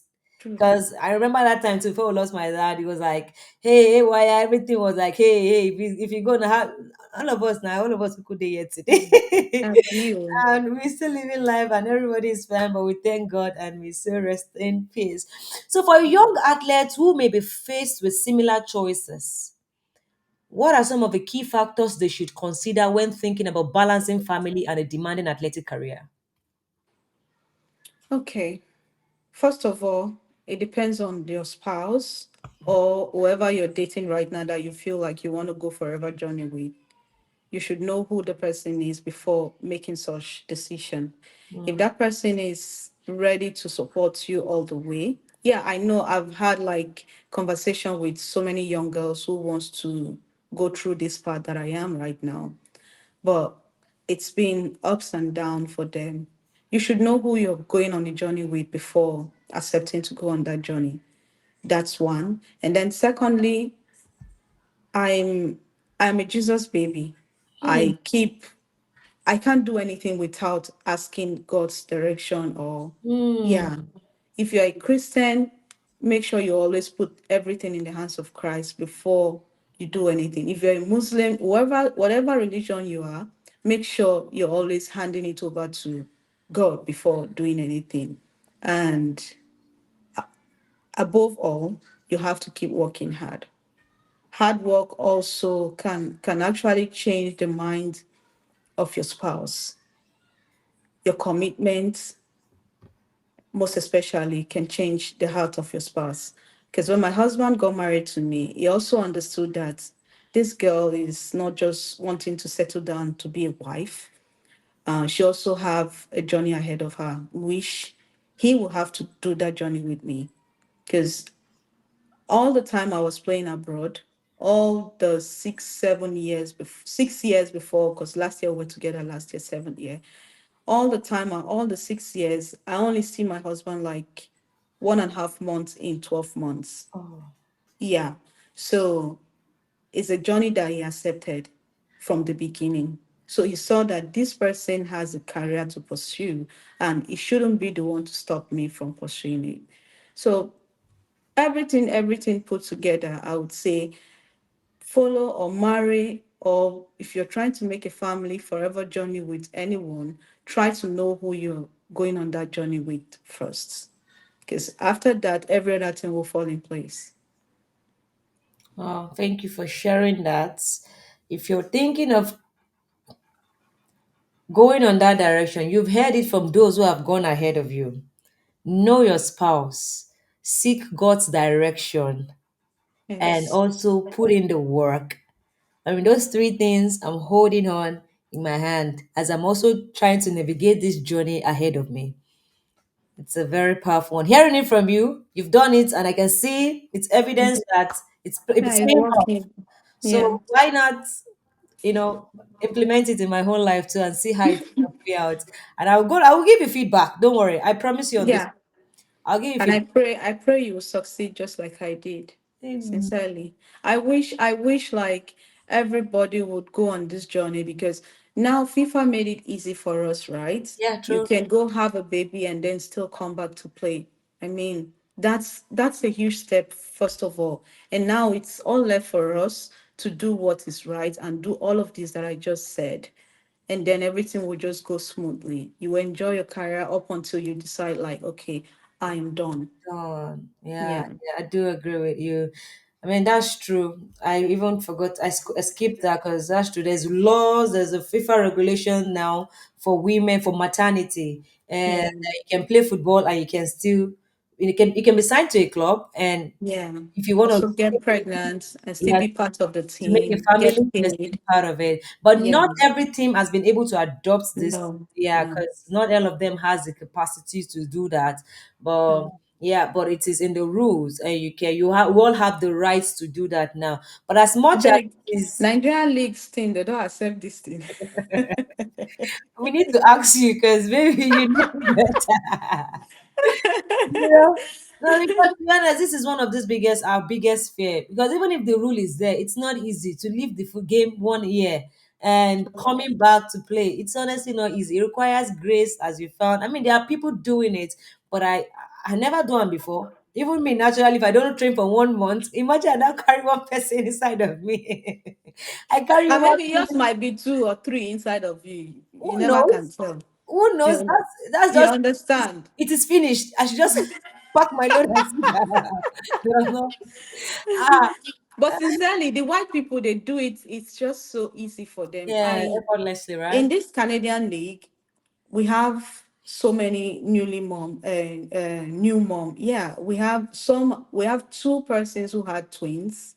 Mm, Yeah, and also some other ones. Yeah, in this particular league, it's something they encourage. It's part of every contract to all the clubs. yeah, yeah, that's great.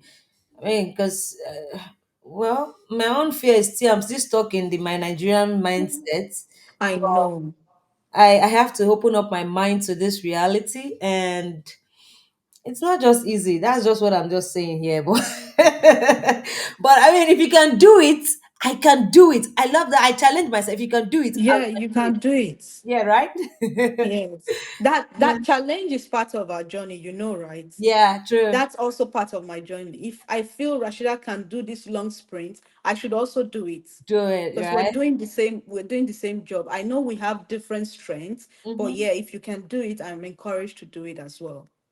That's the truth. Oh, yeah, yeah, I agree. I do agree with you 100%. Now, women's football is evolving. The landscape of women's football has evolved significantly. What changes have you witnessed throughout your career? And what are your hopes and future for the sport for young girls aspiring to play professionally? Okay.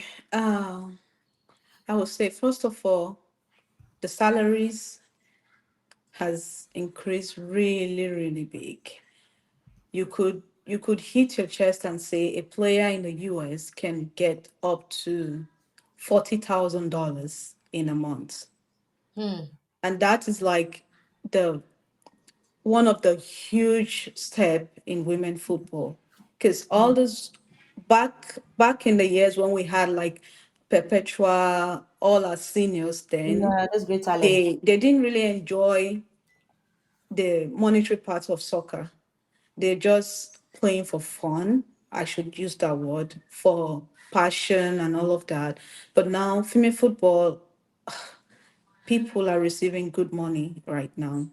And also, they've made it look like FIFA has made it easier for us that it's not just only the men's, Mm. women also can play football, and also women also can make it happen in the big stage in their club side and all of that. Like it's so much huge steps for women football right now compared to before. I can't start speak pointing, but yeah, it's huge. No, I do agree with you. Now the structure is different, the Yeah, it's visibility, huge. the sponsorship, clubs Yeah. are attracting, great sponsorship, the visibility around players, and Oh, a lot of events around players, and I think it's okay, but it could be better. That's the only. yeah, they could do more. They If you could do still look at more. what Yeah. women's football is to women's football, it's still like if men's football Yeah. is in 10, women's football is still in 2, 3. So Yeah. still a long gap to to catch up with. But But I tell you, in few 2, 3, 4 years time, right. we'll get up to like 5, 6, 7%. Yeah, You compared to think the men. maybe in monetary, maybe in other aspects, in terms of structure, in terms of visibility and all of Yeah, that. But yeah. do you think monetary aspect, women is going to get Um, up to that? I don't I don't think that Uh, it's still gonna take a long time for that to right. happen. Yeah. Okay, let us appreciate the little growth we've had so Yeah. far, and we Mhm. hope that it will keep evolving and it will keep getting better. We just need Yeah. to, to encourage people, stakeholders, Yeah. governments, Yeah. hospitals and all, to get their heads together to keep supporting women's football and help it grow as men's football as also grow. So we need that support. That support needs to keep coming. Before I let you go, because we're rounding up now, so that you can Okay. catch up with your baby, because I heard him, crying Yeah. all the time. But I see that But your his dad is husband is doing a doing a great great job. job. Yeah. You only said pim once, and your dad was like, your husband was like, oh, I'm gonna take care of this boy. Don't worry, I got you. No wonder you told me like, don't mind them. They're fine. They're They're like fine. guys, my guys. They're They fine, know how right? to Yeah, take I care of guess us. so. So knowing what you know now, you've had experience from Europe, America, and I mean a little bit of Nigeria. You've seen the world. You've had that experience, right? And you've played in different leagues. So what are the major changes or development you would like to see in women's football in Nigeria? Okay. First of Looking all, at the club where you come from, the local level, the state level, and the national level. okay. My journey started from Remo Queens, Yes. and then we don't understand anything like medical Mm-hmm. before the league starts. That I know that is also part of the structure. If I would use one word, structure for the league, a medical is a huge part of that league. So at least you know the strengths of your players and how they're feeling health wise. Because these are sports is tough. We have to take care of ourselves. Make person no go fall down, die inside field one day. Yeah. So yeah, they have to that. I think that is one thing. I don't think any club does that before the league starts. Mm. I can beat my chest for I that. think I it has changed now because I remember okay. before teams register for the league. I mean, now, Mm. yeah, they tell them to go do medicals. If they now do honest medical, I don't know, but I'm not sure say that they do honest medical. I know now you have to. I mean, go to any hospital and shall make sure you do. Shall submit That's the anything thing. as a That's the medical, thing. whatever that would carry the name. I mean, I don't think there's a system for them to be able to monitor if it's the true medical that they did or not. But because lately I saw on Twitter where they said the NLO, I don't know if it's the NLO team, maybe the second division of men football, and they just registered for the league, and they said 40 players failed medicals. So Ooh. so that means 40 players will not be able, Okay, like that 40 or for something players for the men's league, yeah, who will not be okay. able to participate in. So I think now they've really prioritized that, and they're working on that. No, So I'm hopefully, happy to hear that yeah, then. we'll tick that box. Yeah, we're I'm happy to progressing. hear that. We're making Yeah, progress. that's good. That's good.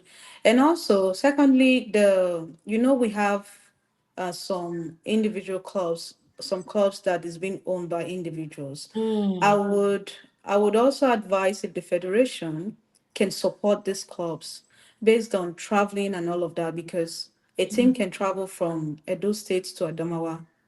And imagine a team traveling by road with the situation of Nigeria right now. mm, It's not safe. So maybe if we can get like sponsorship from all these airlines to help these clubs to be able to make their trips. Because I've seen on social media how not even just the women, I'm talking about right now. Even It's the men. both male and female.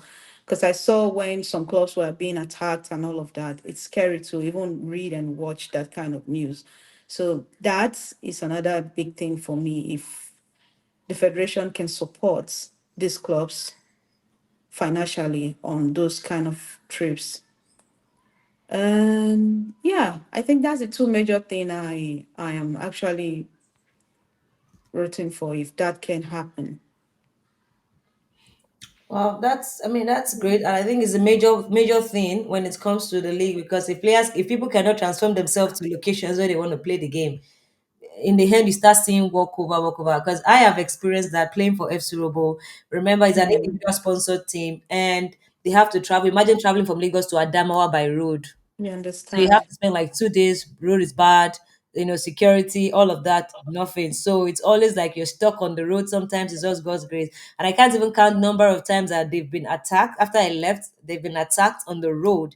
My God. Yeah, they strip all of them of all their properties, all they had on that day, on that trip. So it could be very, as you mentioned, scary to see that or to even hear that. And that is why, as you mentioned, it's very important that we get to, sponsors have to come on board to Yeah, to help support out with to this. support this, the players. And I mean, everything still has to do with structure one way, because if Yeah, I am a business person, I own a business, I own an airline, what is in for me to get?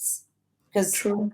so it's all about, you have to give me a proposal that really bring me into the picture, and and I would be able to support you as well, and it's a win-win for both party. I mean, a lot of things needs to be put in place for them to, because yeah, it's a major part that we need to handle. And I think I also hope that the federation can support these teams, Yeah, because you can't compare a team that is sponsored by the government competing against a team no, that is sponsored by individual no. teams to be able to finance everything. Because I remember then, I was absolutely, I'm the secretary. Then I was a secretary then. So, the logistics of hotel accommodation, logistics the logistics that involves includes the hotel Oh, accommodation, traveling, players allowance. Players have to, I mean, not even allowance, but feeding. Like, you have to just feed eating. Yeah, just eat. no bonus, all of those little things, and you still have to pay referees sometimes, and all those things. Yeah, So it's so demanding, and it's, individual sponsor team, man, it's so hard, because we had to start carrying things on the street sometimes. We had to start hustling true, to, true. to contribute money to be able to go for matches sometimes. But I Yeah, mean, those are experiences, and those are those things that has fuel our drive, that has given us that confidence. That's giving me that confidence, that I'm like, no, I have to change the status quo. It can't continue you like this. understand. And I yeah, wish, I wish I can. I would do it sincerely, but I can't. So we just need to like speak out for those people who can help to hear our voices and just help out with all of that. Because I want our league to be better. I want our league to be a place whereby, okay, I'm tired of playing abroad. Let me just go back home and retire. I'm You playing. understand? But right now it's impossible. Yeah, that's true. That's true. I hope we can start to embrace that development, and just because it's not bad if I finish playing and say, let me just go back home, and but when you look at Yeah. the whole challenge and everything, you just feel like, You wouldn't want to. it's not a good go. It's not a, and considering the economic factor and everything, you just want to like, Yeah. I don't want to stress myself. So before I let you go, I have like 5 more minutes to just hold you down here. So guys, in case Okay. you have personal questions you want to ask our guest, please drop your question. We'll pick 1 or 2 questions that would ask her, and we let her go to catch up with her family thing. Our mother, how am I going to put it? A mommy Our role, mommy role, mommy. very important. I'm gonna start learning those words, because those words will be very useful for me. Because imagine, when I have my baby, and somebody now call me Rash. No, call me mommy. I was so proud. I was so proud.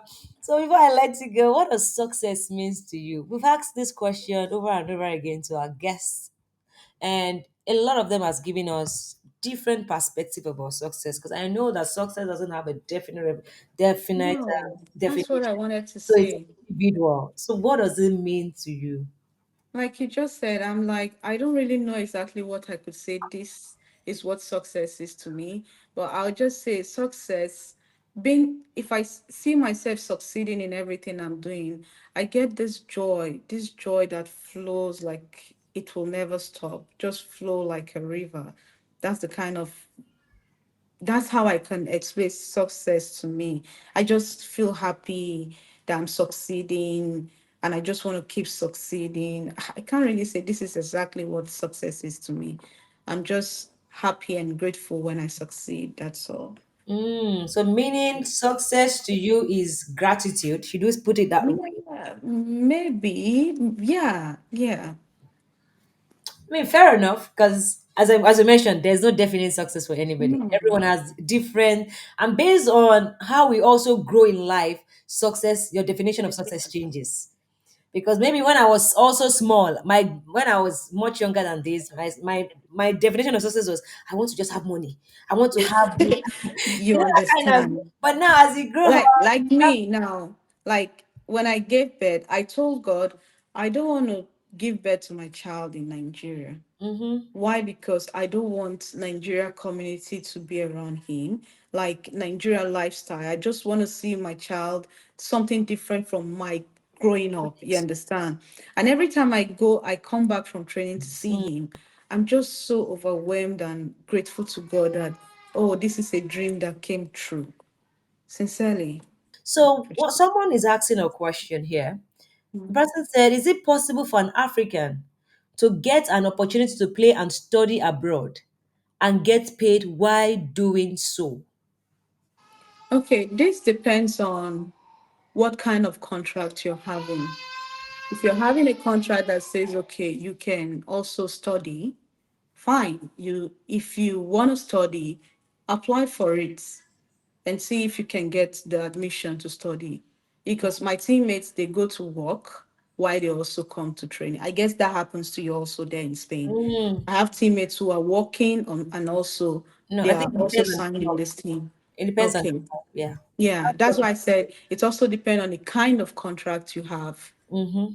If you're having a contract that says, okay, you can also study, then that's fine. Because they are the ones bringing you from your home country down to that place. So they are responsible for you to an extent. So you have to like have it on a contract that this is what I want to do while I'm playing. So Okay. definitely you can get paid and all of that. Based on what she said, depending on the contracts that you have or depending on your negotiation with the club. Yeah, So it yeah. is possible and it is doable. And in the digital world where we are now, you don't have to go to the four walls of school. A lot of No. professional players have seen Awoniyi while he's still playing in Nottingham Forest. He's studying. He has a professional career. So you're doing it online. So, or there's even schools, there are schools that are very flexible with players where Yeah. they make it easy for you to go to school and also play football. So, I mean, it's so easy right now. You have the world in your hand. And of course, you also did that when you're pregnant and when I'm pretty sure when Yeah. you And also now I'm you're still just doing doing it again. something. So Yeah. it's so So easy to do that. So guys, you don't have no limitation now. Or if you want to play no. football and study, just negotiating your contract if you have to go to school. Because sometimes depending on the age too as well, right? Because Yeah. let's say he's a very young player like 16, 17, because we have that in our second division, Yeah. second team here, where most of Mhm. them they go to school. The club make sure they go to school. Yeah. But I don't know if they're on the salary, but they have a contract with the club. So, but yeah, that is doable and it's possible. So, my last two question for you: Okay. what is the key piece of advice you would give to every young athlete listening to, who is listening right now, who dreams to achieving their full potential in sports and in life? Okay. Hard work, they say it pays. You have to keep working hard. And also you have while working, you have to take off whatever is having you in your shoulders, which I call pride. Hmm. Pride goes before a fall. So Hmm. if you can live without being having that mindset, having pride, like the world revolves around you, you succeed. Because I could beat my chest and say I am very humble. That's why I could make it in life. If I had pride, that won't take me anywhere. Hmm. But yeah, See. I'm humble. I work hard, and also I always ask God for direction. Hmm. That's why I am here today. So if you want to succeed, this is my advice to you. Wow. Wow. Wow. Wow. Wow. I would hold on to some of those, I mean, the three advices you've heard, because it's also very useful for myself. So, to every young athlete connecting with us tonight, for you that you're high, you want to be successful, you want to become great. Very important. You've heard it from the legend. You've heard it from someone who has lived the life and she's here and where she is today. Hard work, humility, and putting God at the center of everything that you do. Yeah. It is key. So, my final question here, there might be someone who is connected here, connecting with us right now, who has not come to the knowledge of Christ. What is your salvation message to that person? Okay. If you're a Christian, because I don't know if you're other religion, if you're a Christian, accepting Christ as your Lord and personal Savior, not just saying what a pastor said, repeat after me. Accepting Christ is something from your heart. You Hmm. have to take this bold step from your heart. When I mean from your heart, is from your heart because that's when you start building your faith. Accepting Christ from your heart will also give you salvation. So, someone listening to us right now, and if you are yet to come to the knowledge of Christ, accept Christ from your heart as your Lord and Savior. As the scripture says in Romans 12, 10 to 11, it says, whoever believes in him will not be put to shame. So we encourage you today to turn from your sin, trust in God today, open your heart to accept him, to receive him, because to receive his love, because his arms are ever open to receive you. So God bless you as you take that bold step. Before I let my dear sister, my senior, she's a role model to many of us. She's a role model to me. We do appreciate you a lot. Amen. Thank you for taking out the time to Thank join us you. on this episode. It's honestly not easy Thank you because if so you have to, much. train. I mean, I appreciate today that I'm happy that I picked the right timing, that it's your home day. Yeah. That you have to train, you Today have is to do up your day. mother, play your mother role, and you have to Yeah. take care of a family. You also have to study. It's honestly not easy, and you're still creating time Mm. to edify us, to get us into your life, and just share your experience and be vulnerable with us as a little. It's so inspiring to hear a lot from you tonight, and I do appreciate you. Thank you, and all of Thank our you. audiences tonight are saying thank you and God bless you, and yeah, appreciating you. So, Amen. thank you guys for helping me lavish our. We thank you. We'll keep in touch. Indeed, I have learned a lot from unwavering faith, from not, in the face of challenging, not being afraid, in the face of challenges, not being afraid, from putting God at the center of everything that you do.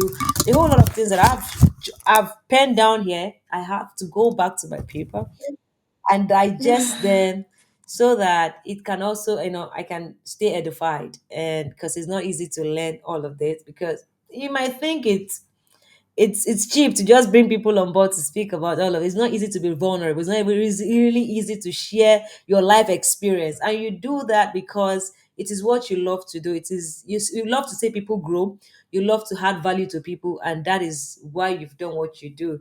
We will be cheering you up in all of your journey. I'll be supporting you, and I have Thank AY you. over there that I always go out there to watch your game every weekend. It's like, let's yeah, I'm going Yeah. to watch Sugar's again tonight. I'm like, okay, please let me hi to her when she My really. biggest No, no, no. fan. He said he has to drive down to Yeah. your side and watch your game each day. I'm like, okay, please Yeah. just say me hi to her. I'm like, she said, you're my neighbor. I said, okay, I love this. I love this.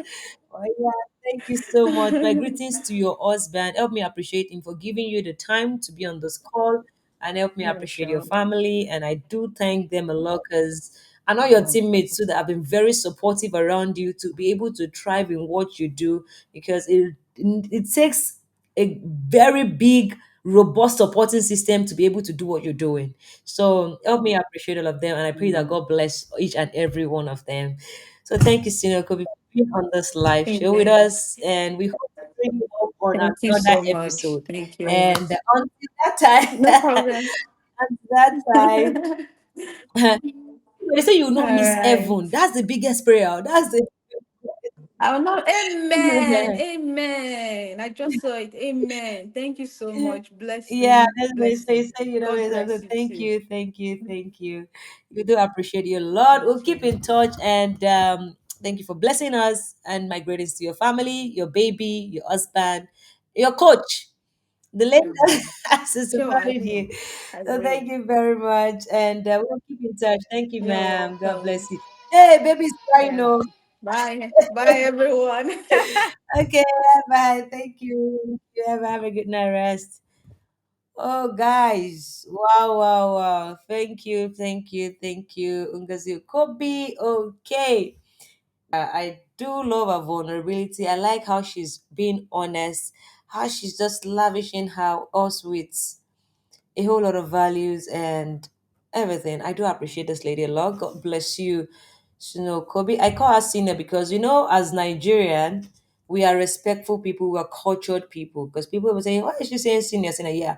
We're respectful people and we're cultured people. And when you go into the national team, people that you see that are ahead of you, you call them senior. I mean, some people might not want to, but I'm a Yoruba girl. Yoruba people, we have respect so much. So that's why I call her senior in case you're wondering. Yeah. So she's been on the Super Falcons since 2010 and I joined Super Falcons in 2018. So that's like 8 years different, right? So we got to respect people that have gone ahead of us. And as she mentioned, you remember she said the key, yeah, one of our advice for every young athlete out there that is aspiring to become great, that is aspiring to be successful in their career, she said humility.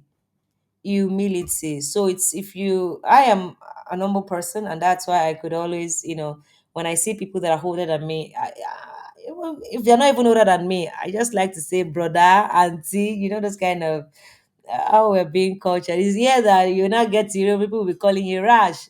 They'll call your name, but bro, I still find it difficult to call people by their name, most especially if they are. I mean, if I'm meeting you for the first time, self, I would have to call you auntie or brother, honestly. So, guys, thank you all for joining us tonight on tonight's episode. I do appreciate your time. Thank you for always, connecting. Yeah, I also love her truthfulness. Yeah, Kona TV. I love her truthfulness. She's a special human being. She's a special human being. I'm still thinking about all the experiences she went through before she became a mother, or I mean, when she wanted to give birth.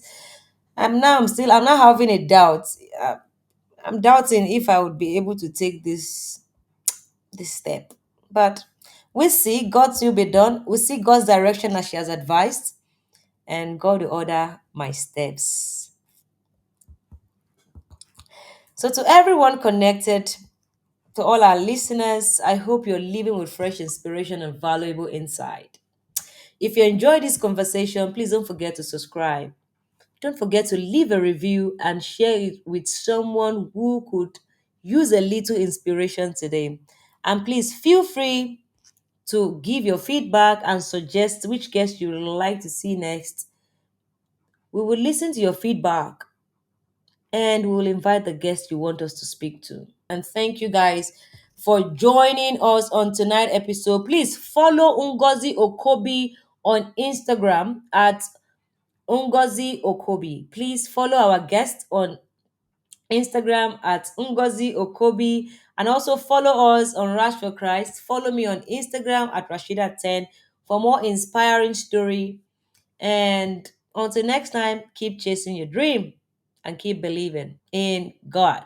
And remember that success is achievable while maintaining your faith in God.